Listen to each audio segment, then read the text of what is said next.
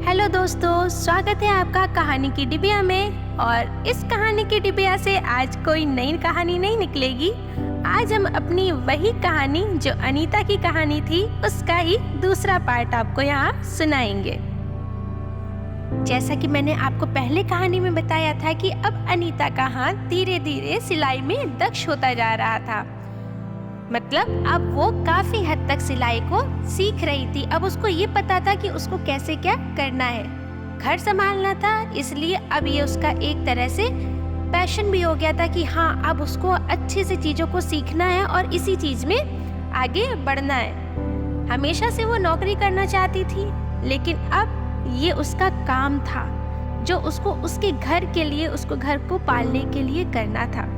सचिन भी देख रहे थे कि अनीता बहुत ज़्यादा मेहनत करती थी। वो घर का काम भी करती थी, अपनी सास की देखभाल भी करती थी, उनको समय पे दवा देना, उठाना, बैठाना, चलाना, किस समय में क्या करना है, सचिन को दवा देना, समय समय पर उठाना, चलाना, सब कुछ कराना।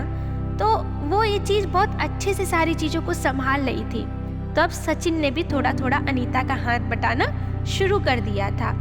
अब वो घर पे ही बैठ करके बड़े बड़े काम लेने की कोशिश करती थी। जैसे पहले वो तुरपाई का काम करती थी, छोटी छोटी सी सिलाइयाँ करती थी। जैसे किसी का कोई कुर्ता फटा है तो वो सिल देना, या ब्लाउज या कुर्ते की या किसी भी लहंगे की तुरपाई करना। अब वो सिलने का काम शुरू कर चुकी थी पूर्ण रूप से। मतलब ब्लाउज, सूट वगैरह सिलना, लहंगे सिलना।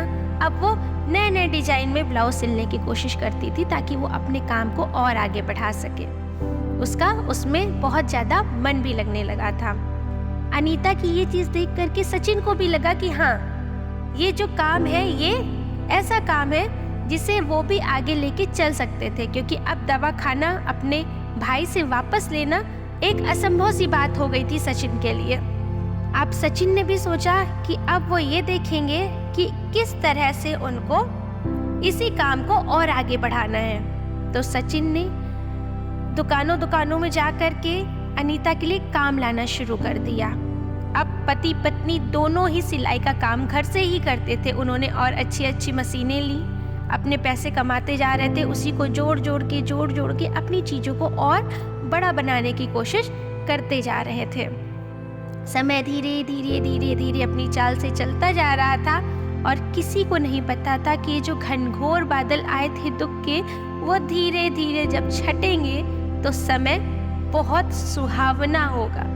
यही अनीता के जीवन में होता जा रहा था। 2 साल 3 साल का समय जब पूरा हो रहा था तो अनीता का जो सिलाई का सफ़र था वो बहुत ज़्यादा ही आगे बढ़ गया था। अब अनीता की अपनी खुद की एक दुकान थी। आज की बोलचाल की भाषा से उसका अपना खुद का एक बुटीक था। समय अच्छा हो रहा था और अनीता भी अपना परिवार बढ़ाने के लिए आगे बढ़ चुकी थी। अनीता गर्भवती थी और उसने बहुत ही जल्दी अपनी प्यारी सी बच्ची को जन्म दिया और उसका नाम रखा परी।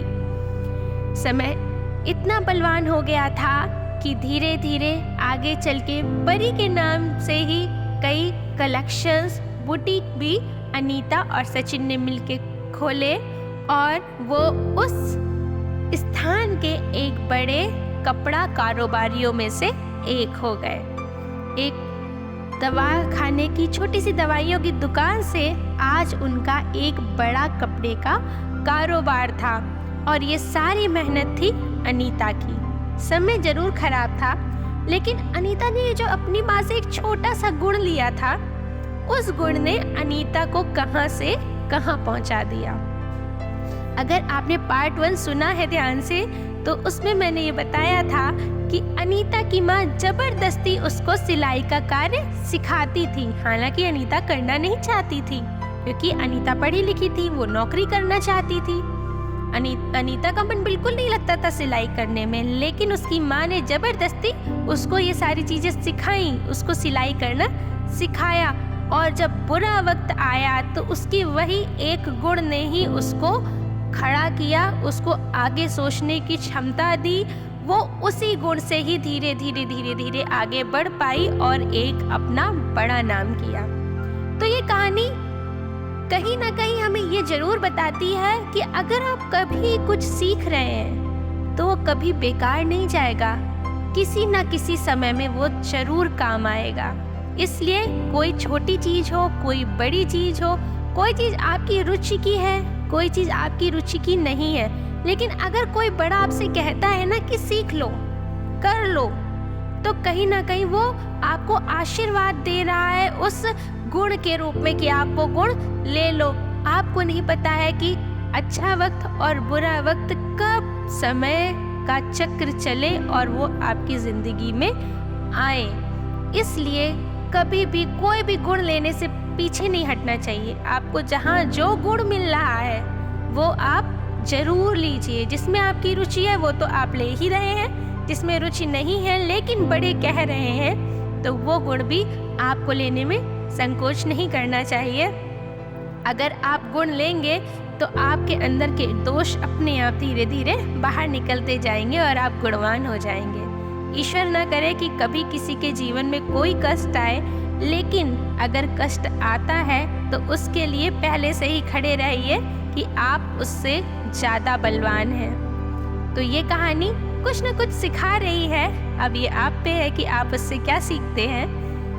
फिलहाल ये एक अनीता की खूबसूरत सी कहानी थी जिसमें उसने कष्ट को कष्ट की तरह नहीं, जुनून की तरह लिया और उससे बाहर निकली, अपने पूरे परिवार को बाहर निकाला और एक खुशहाल जिंदगी जी। अभी के लिए यहाँ तक ये कहानी हम यहीं समाप्त करते हैं। अब हम आपको मिलेंगे अपनी नई और अगली कहानी में। तब तक के लिए चैनल को लाइक और सब्सक्राइब जरूर करें। Thank you.